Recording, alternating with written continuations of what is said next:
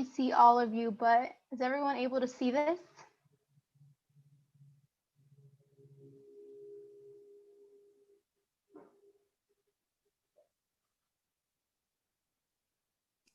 Yes. Okay. Okay.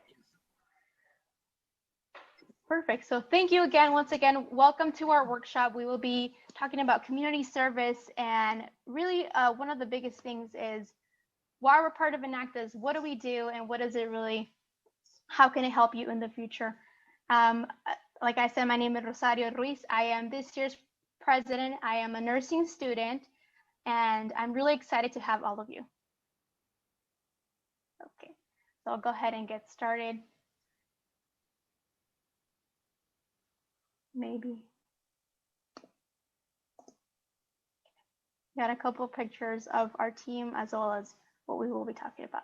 So who are we? Who are we in Enactus, and what does that even mean?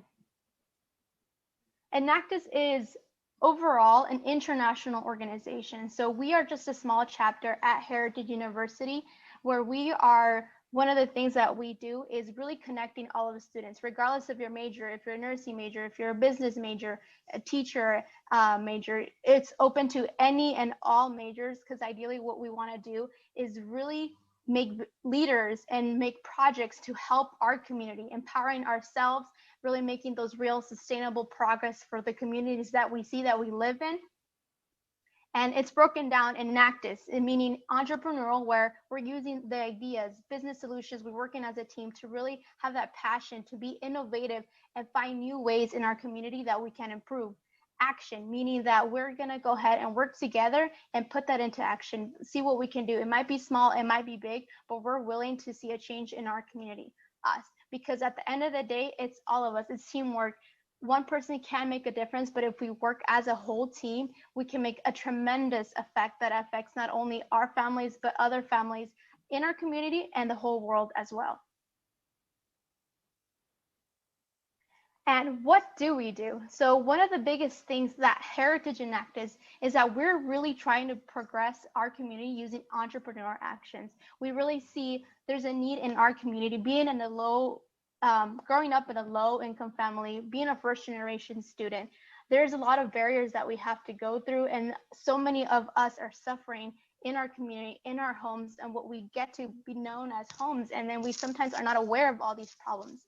As well as another thing that we see is the world. There's so much pollution, there's so much plastic waste in the environment. And we might be like, we can't make a change. It seems impossible to remove all that plastic from the oceans. But what we have done is we have made the Belize International Project. So what that consists of is that our team 2 years ago conducted a needs assessment in Belize. And so where is Belize? Like, does anybody know where Belize is even at?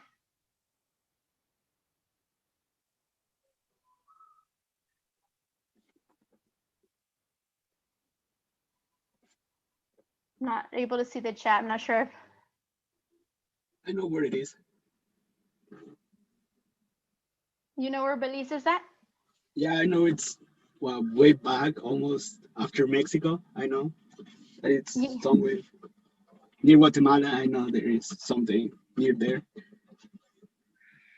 Yes, yes, exactly. So it's a sometimes we just think of Belize, or like sometimes we're not aware of all like geographically where are the places, but yet like you said, it is next to Mexico and like you said, Guatemala as well. And so it's filled with so many beautiful landscapes, so many beautiful, like the Mayan pyramids. A lot of tourists go there because truly it calls the attention of the beautiful nature. However, there is a big problem in there. Belize produces more than 8,500 tons of waste per month. And so that is plastic going every single time more and more into oceans, into different parts of the world that are going everywhere, affecting not only the environment, but the people who are actually living in these small islands. Because usually in these small places, usually they just burn the plastic. And so those toxic chemicals are just going into the air, going into what they are breathing and are living, as well as you see not only that, but Belize has only 5 landfills like in the whole Belize that are actually managed. our team went there and they would literally walk through roads where they'd see just plastic everywhere on the floor, on the ground, just everywhere, plastic bottles, any garbage, tires, old stuff, anything you can possibly think was actually just right walking along the roads. And so what we wanted to do is truly, what can we do? And so this is where we came up, partnering up with the family there and starting a business and trying to use plastic waste to build blocks, to build homes in Belize. And so that might seem kind of crazy because it's like blocks, shredding blocks. And so our team actually did that this past winter in January. They were able to go again and they actually made the blocks, started making the blocks. And now we have communication with the family in Belize still. And they have, I got a little picture of they're called Bowles Quality Blocks, which is the family's last name. And so in Guinea Grass Village, and this is where they're starting their business, selling, and slowly but surely we're making a progress. The next video that I want to show is truly what also Enactus is about, is that we're able to compete as a national level, but ideally it's showcasing all the hard work that not only Heritage has done, but every state has their own chapter, and the schools and universities that are making an impact in their community. This past spring, our team, due to COVID-19, we were not able to present where we usually present in Kansas City, Missouri. We were doing it virtually, and so it was a great experience. I was part of the presentation team. I know one of the participants here was also part of the presentation team. And so this is where we really showcase what we did, what we saw in Belize, and what we really wanted to make the change in the community even there. And so I'm gonna go ahead and play this video and see. Let me know if you guys can't hear it or if there's any problems. Oh.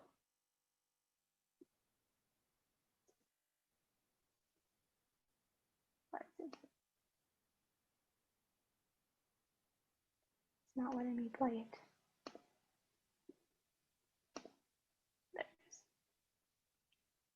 All it takes is one seed, one innovative solution to improve. Can everybody hear that?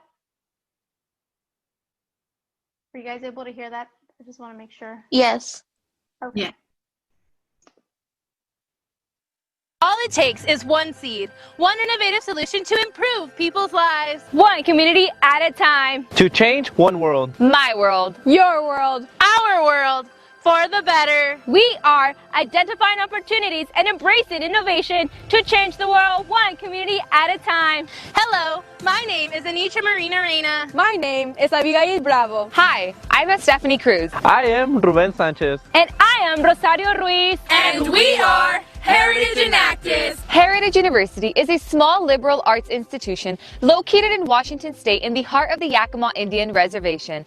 Our community is the 12th highest agricultural region in the United States, producing apples, hops, and wine. We proudly represent over 700 talented and highly motivated undergraduate students, most of whom come from farm worker backgrounds and are first-generation college students. We will walk you through 2 projects we completed this year where we planted and cultivated the seed of innovation and progress into communities.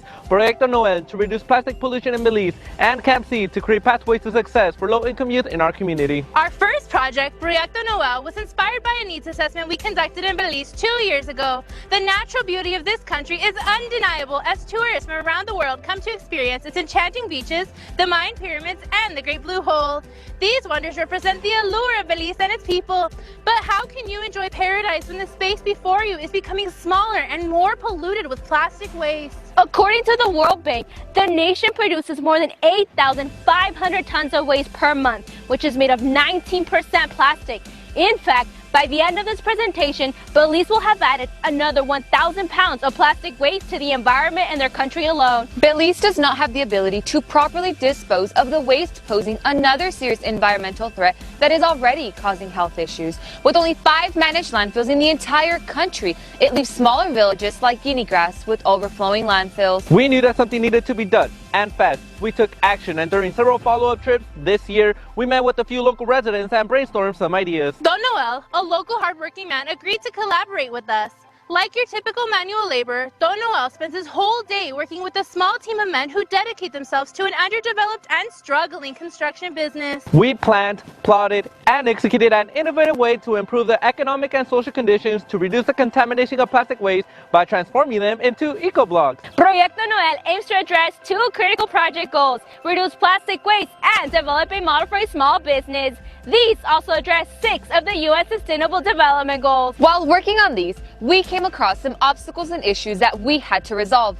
When we introduced the idea of making blocks from plastic bottles, the local residents were skeptical. How is that even possible? We had to find the right machines to make our project a reality. So we did some research and spoke to a couple of machine companies in our hometown, but the shipping cost was way beyond what we expected. This left our team worried that our project will be put on hold. We had to work together to come up with an alternative plan since we were not willing to give up. We communicated the challenges we were facing with Don Noel's family, and they began their search for someone in Belize that could help with developing the required machines. During our follow-up trip to Belize, we were introduced to George, a local Mennonite who had extensive self-taught knowledge as a mechanic and engineer. We spoke to him about our vision in creating these eco-blocks and what machines we needed. When we showed him the blueprints, he wasn't sure how to make them, but he was willing to try. So while George and his team went to work, we went out with the family and other volunteers to collect thousands of plastic bottles from the streets of Guinea Grass, carefully selecting PET, or polyethylene terephthalate. While these are 100% recyclable, they're manufactured to be a single-use product, but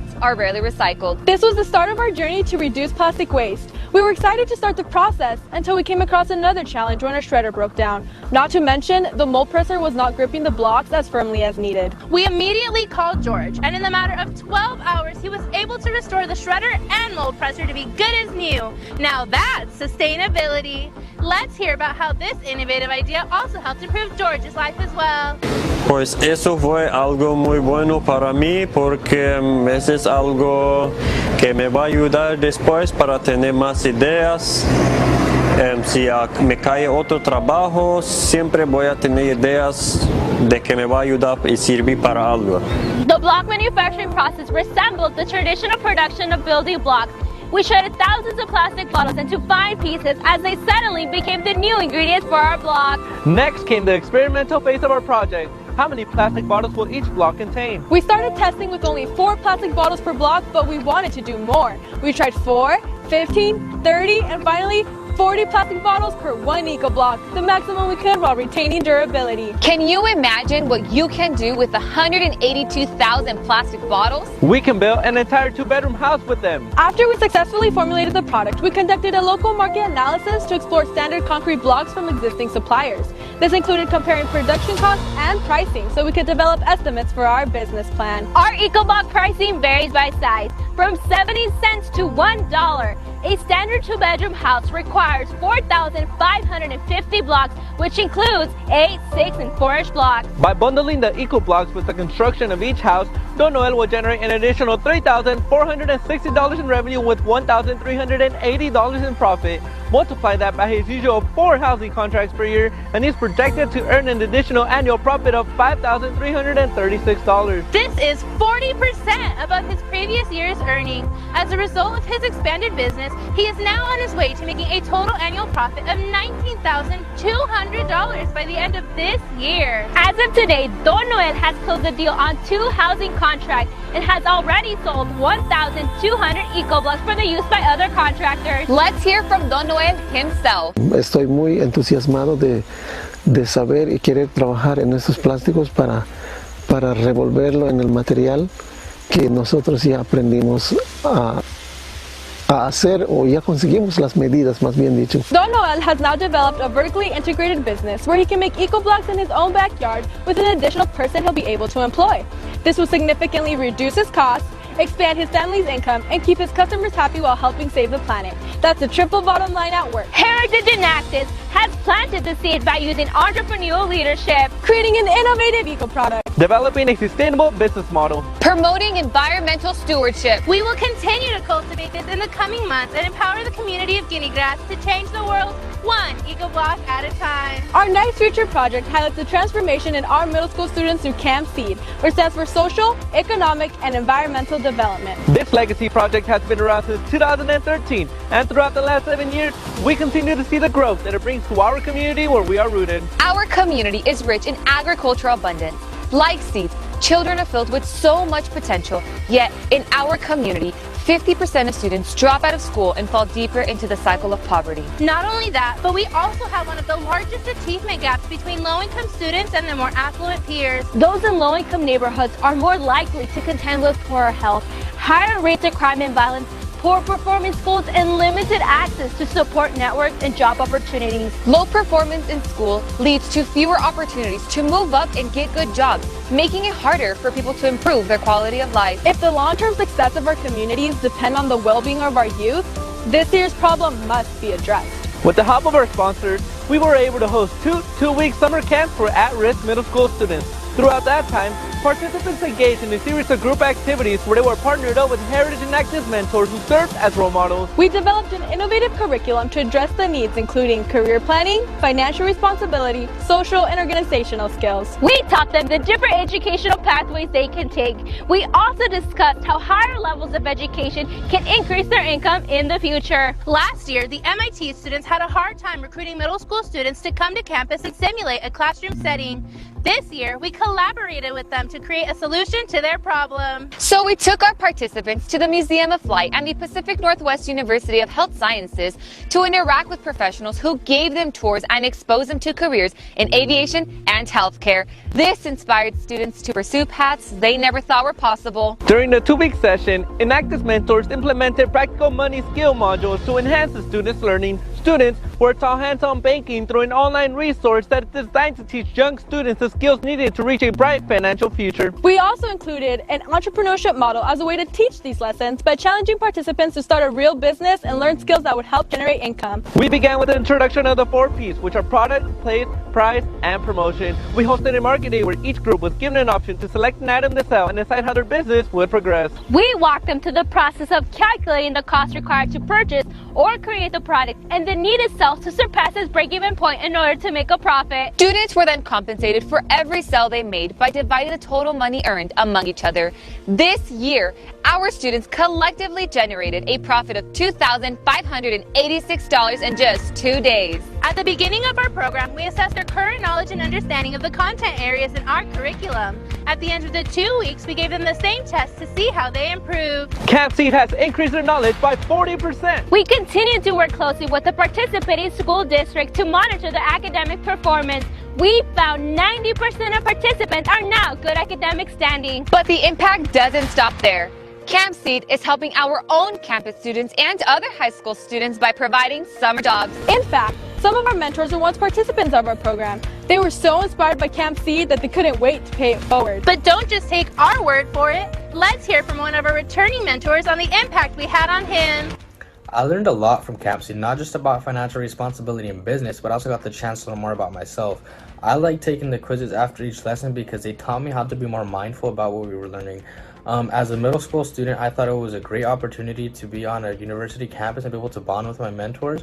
I am currently a college freshman, and looking back at the experience, I realized that Camp Seed had helped me build character and confidence within myself to get out of my comfort zone and be able to build new relationships. We have addressed 3 of the U.S. Sustainable Development Goals. Camp Seed is transforming the next generation. This year, a total of 156 students have a better way of recognizing their knowledge and abilities to take ownership of their own success. Students who were considered at risk are now breaking statistics and are on track to graduate high school. Even this year, we continue to see the fruits of our labor as our students are empowered to take control of their own futures. Sometimes the problems in our world seem impossible to change. But where others see problems, Heritage and Active seek solutions. From plastic pollution to a sustainable new business. From thousands of plastic bottles to an environmentally friendly new home. A family in Belize will increase their income by 40% this year. From a 50% dropout rate to 90% succeeding academically. Breaking the cycle of poverty and creating new pathways for the future. Camp Seed is making a lasting impact on the future generations. But our work is not over. Heritage and Active, a legacy of continuous improvement. We will continue to plant the seed and tend to it as it grows. Because that growth has potential to change the world. My world. Your world. Our our world for the better. We are Heritage Enactus. So that was a little clip of our presentation and really what our team really did in Belize, and another project that we have is Camp Seed. I focus on those two projects, and we have two personal experiences from members that were able to go to Belize. We have Elizabeth Ramirez, who was last year's our international project lead, and so she was talking about how this really being part of the lead project, the lead for the Proyecto Noel, she was able to not only gain professional skills, but was able to get her internship, because this was able to be implemented in her resume, where her employers were able to ask her about what does she do, and she was able to talk about, not only were we helping a family in Belize, we were actually helping the world as well. And so it's really important to realize that we're changing in someone's life and then making not only the community safer, but the world a better place in that way by reducing plastic waste. Another personal experience that we have is this year's current director of our international project, and so her name is Guadalupe Garcia, where she also was able to travel to Belize, and she was there gathering the plastic in the landfills, and then just actually realizing that these particles are not harming just the environment, but the families that are there.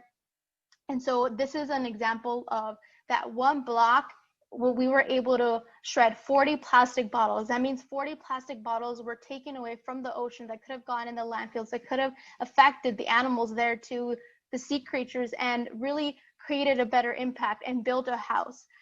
We were able to see, she took a little video of really what the landfills that our team was going through to find these plastic bottles. And so it's a great feeling, as she was saying, that not only are we helping our community, but truly we are helping our world. And so with that being said, like the biggest things is, why does this actually matter? And where I'm going to go ahead and hand it off to Sulem, where she'll talk about, so why are we involved in what we're involved? Why do we do community service, and how can this help us? Yes, thank you, Rosario, for all the information you gave us. Very wonderful project, and that's what Enactus does. So as you have may seen, Enactus really emphasizes community service, but why does it matter? Community service enables students to acquire skills such as leadership, problem-solving abilities, interpersonal communication, collaboration, and social abilities, as well as the ability to manage your time wisely and efficiently. Students also have the opportunity to learn from their mistakes and grow with new experiences. Now, if you are a student who is undecided in regards to your major during community service, by doing that, it's a fun way to explore your interests and passions. Perhaps this could help you choose your major, as it did with me. And it also has been the case for many students that community service has greatly reduced their stress levels and depression, and has increased their happiness and satisfaction in life. But most importantly, community service is a way to positively improve our communities and ultimately our world. So in addition to improving our world, community service, also benefits you. So if you are considering going to grad school, it can not only enhance your application, but also connect you to a network of professionals who can expose you to career opportunities such as internships, programs, etc. These connections can later on be useful to you when addressing references to your resume. So in connection to resume, on the next slide, I will be speaking more about resume and its importance. So in order to be considered and accepted at an organization or company, a strong resume is a must. So by including all your volunteer and community service work in your resume, you have a higher chance of getting in a program or the job you want. So community service displays your interests beyond academics, and this demonstrates your interest in building community and the likelihood that you will be a good citizen in the workplace. If you are applying to an internship, this will help employers recognize that the student, or you, has built various skills and organizational experience outside of school. And that is very important. So it also showcases your dedication and experience. It also lets the employer know that you go above and beyond the call of duty. It is a quality that most employers look for in an applicant. So as mentioned in the previous slide, it also helps to market your skills that you acquired by volunteering. Qualities like compassion and the commitment to work are displayed to represent you and your best self. So keep in mind when you are in an interview to always be specific when describing the role you played in all your volunteer work. Be very specific, like what did you do? I helped package the boxes that were sent to help the community. What was your role in the volunteer you did? Be very specific. This will really reinforce the fact that you have experience and that you are more than capable of taking on the job expected. So as you can see on the left side of this slide, there is an example of a strong resume that includes volunteer work. So community service, if you might not have known, you do now that it is very important to build a strong resume and really be accepted. In the next slide, I have a few advice and resources for you guys. So as I am a student too, I have also learned from my mistakes when doing community service. That is why I advise you all to always keep a personal record of your community service work. You can record this by searching on Google for a community service log in PDF format and printing it off at home and then filling it out. Or you can buy a specific journal where you can keep your records there and handwrite it there. These are just a few ideas, of course, so whatever you feel most comfortable and works best for you, always keep a record of the organization you volunteered for, how many hours, that type of stuff. The next slide, I'll show you a little bit more an example of that. But another big advice I can give you is to always take pictures of the volunteer work you do and always save it for future references. So some organizations, if you are volunteering with them, they usually take pictures. Always ask if they can share it with you and then save it. Or if you want to take it with your phone, always take pictures of it. It's very useful. Words have meaning, but proof, it has more power. So always take pictures. Also good for memories, you know, it's always fun, trust me. And if any of you would like to personally email me, if you guys would like these resources that are right here to the right, which I forgot to mention, but these resources are ones that I have found that I know as of right now that might be, you know, needing volunteer work. They're very responsive.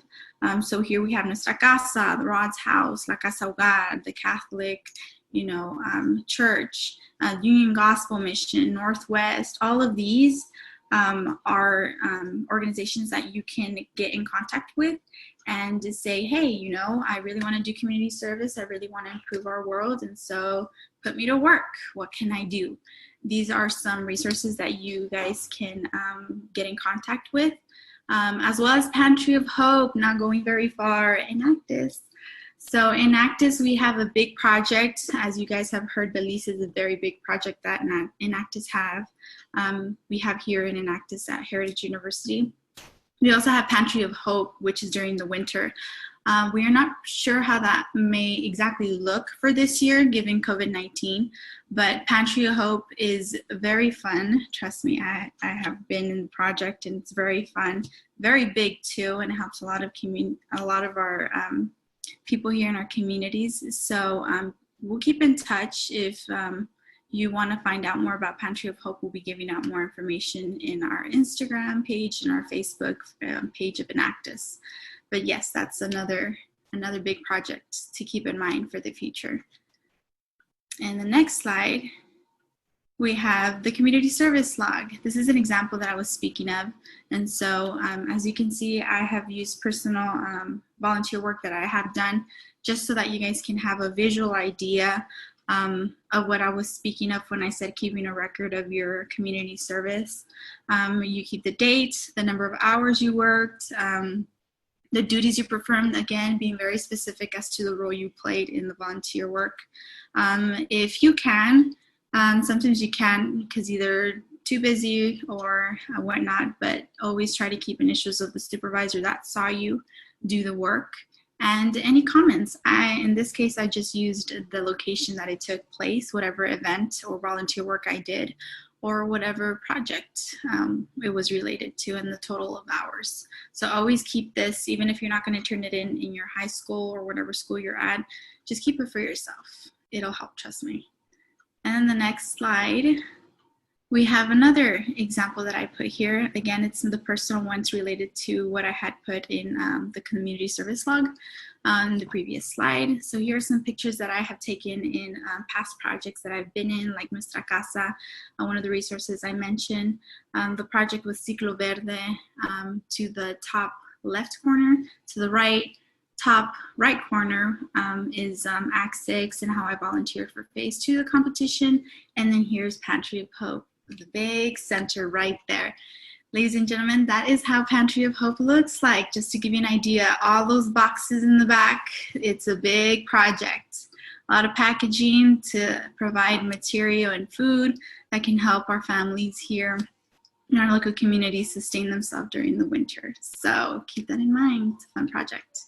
And then the next slide, we have Rosario, who will be presenting this last slide. But before I say the last, if you guys want to get in contact with the resources I provided in the previous slides, or would like me to email you the PDF of the community service log, go ahead in the chat box, put your name and your email that you want me to send it to you, and I can send both of those resources to you guys if you guys don't want to search it up on your own, however you'd like.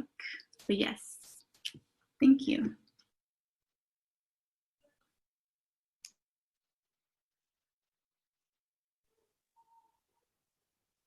Yes, thank you, Solem. As we were able to see, we were, as she continued to share her experiences and really how the impact that community service can actually have, not only for present, but also for future, like jobs, internships, grad applications. Like, you don't think about it, but med school, you actually need volunteer hours out in the field specifically, or maybe even for a job. And so it's very important to remember that don't just do it for like, oh, I need certain hours, but when you actually are able to be there, you realize that the impact that you actually have on a person, on a family, on a whole population that you would have never ever experienced before. And so we have both our Facebook page and our Enactus page, our Instagram page at enactus.hu,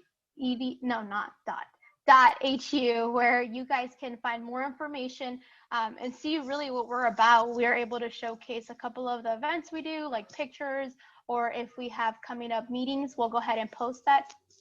If you guys are definitely interested in how we're trying to go about with this situation and try to like still make an impact. Like we said, we still don't know Pantry of Hope, how we're going to do that, but that's where all of our team comes together and trying to be innovative so we can give the families the foods that we do. And so what that comes along is the financial literacy aspect, where we do workshops, and because our population doesn't really know, like they don't really know, sometimes they don't have credit cards, debit cards, because they're like, oh no, that's terrible, like why would I put my money in a bank, or what is a home loan? And families don't even know that. And one of the biggest things is that we really want to educate the families. And then as a bonus, and thank you for being there, we are able to give them baskets of food. So over 400 baskets of food were given to families all around the Yakima Valley. And so the impact that we had on 400 families, that's crazy to think of that. But you realize and you see how happy they are, how thankful they are. And you're just left in awe because the impact that you made in their life is tremendous. And so it's one of the amazing things that Enactus does. So we have meetings every Thursday at noon, virtually, of course. But if you guys are interested to learn more about Enactus, more about what do we do, how can you get involved, then you guys are most welcome to join us. And so I'm going to go